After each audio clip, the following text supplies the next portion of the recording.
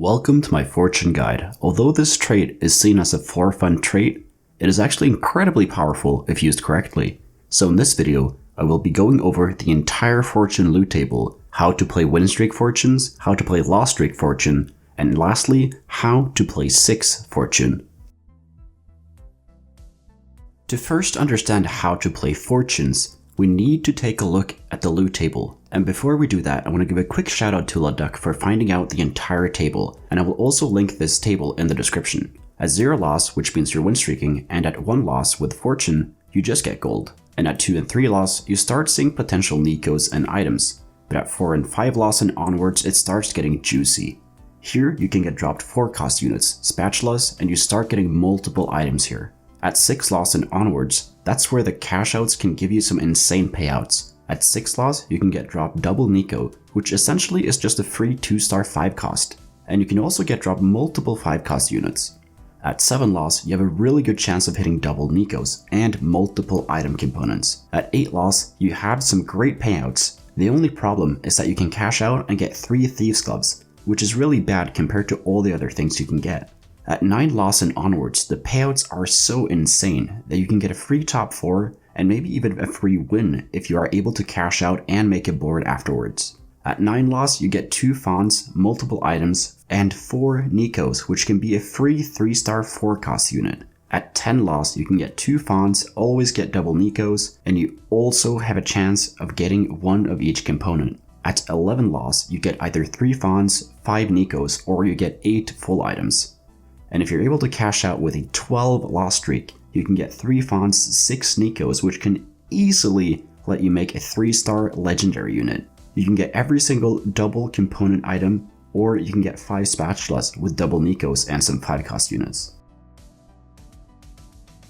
By Winstreak Fortune, I mean that you're playing 3 fortune and your board is strong enough to cash out every other turn, and you will rarely build up more than a 2 to 3 loss streak. You will generally do this when you already have a strong board and you can easily fit in fortune early.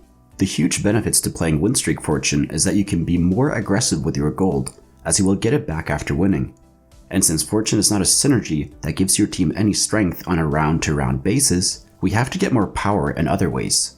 The most common way to make sure that we're cashing out as often as possible is to level aggressively, especially on off intervals. What I mean by that is that we have normal leveling patterns like level 4 on 2-1 or 2-2, level 5 on 2-5, level 6 on 3-2, and so on.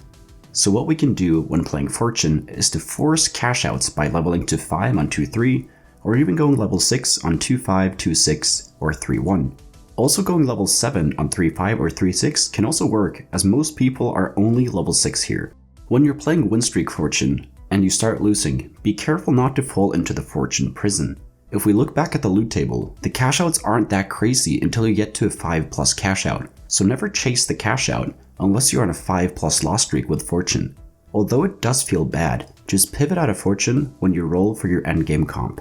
In general, if you don't have fortune by the end of stage 2, never run fortune unless you get a really good chosen like Fortune Annie, Katarina, or Darius that fits well into your current board.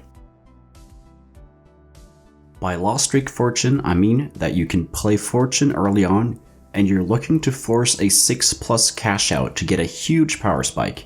You will do this when you have a weak opener and you're able to fit in 3 fortune. In general, it is never worth to play Lost Streak Fortune unless you have 3 fortune by stage 2-5. Assuming you have fortune on 2-1, if you can't win streak, you're just looking to open fort. And then you're looking to cash out on either stage 2-6, 3-2, 3-3, or 3-6 and beyond.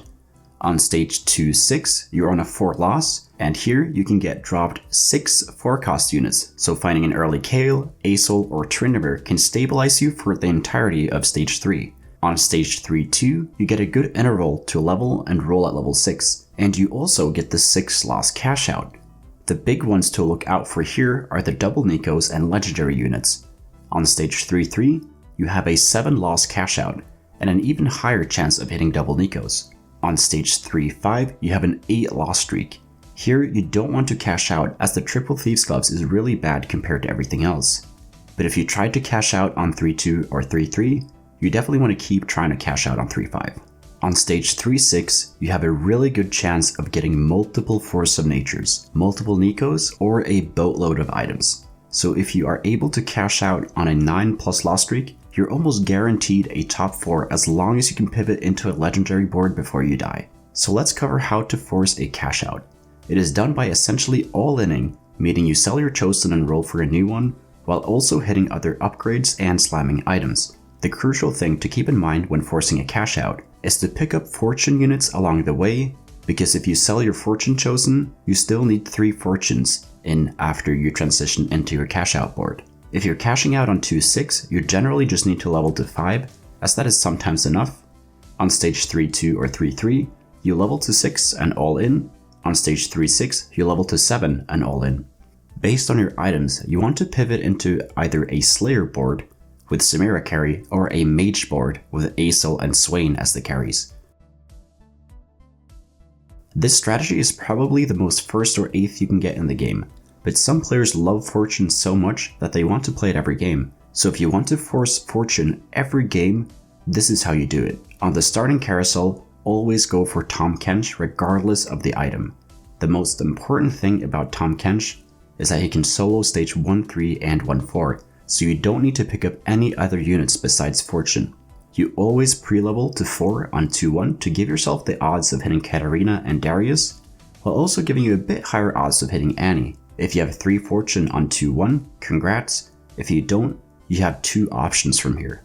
Option 1, roll for the Fortune units. Yes, I know this sounds insane, and yes, it is insane. But if you're able to find 3 Fortune by 2-1, you are in a good spot to go for a big cash out later.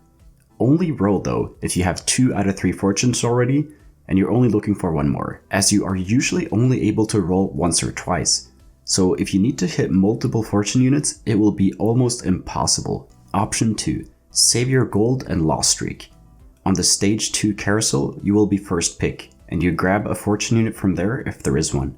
Then at 2-5, if you have 3 Fortune in, play it. If you don't, you can roll here if you are a crazy person, or you can save the gold and play for a loss streak and then roll at level 6 on 3-2 to stabilize with something else. I will say though, I do not recommend you force fortunes, as your game is almost over if you don't get it by 2-5, so do this at your own risk.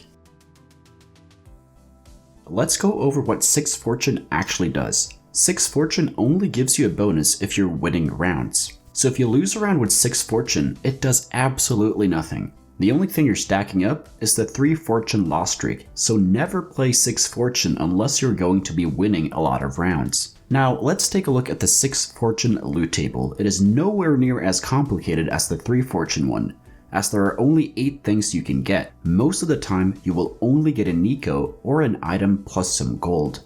This alone is huge, as 2 wins with 6 Fortune can potentially get you a double Nico that essentially just guarantees you a 2-star legendary.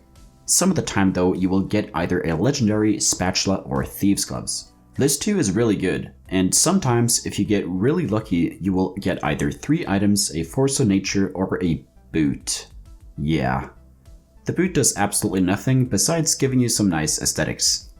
In general, you will only play 6 Fortune until around stage 4-5 to 5-1. This is because here people will be level 8 and they have found their endgame comps at this point, and those are almost always going to be stronger than any 6 Fortune team. So if you stick with 6 Fortunes for too long, you might end up in the Fortune prison, and then you might get too desperate to cash out again. So always try to pivot out of 6 Fortune by stage 5-1 at the latest. Thank you so much for watching. If you learned something, please leave a like and subscribe to the channel. Comment down below what video you want me to make next, and if you want to get better at TFT, join the Discord. We got nearly 2,000 other players there who are hungry to climb. And if you want to get coached by me, the information is over on the Discord server as well. So take care and see you in the next video.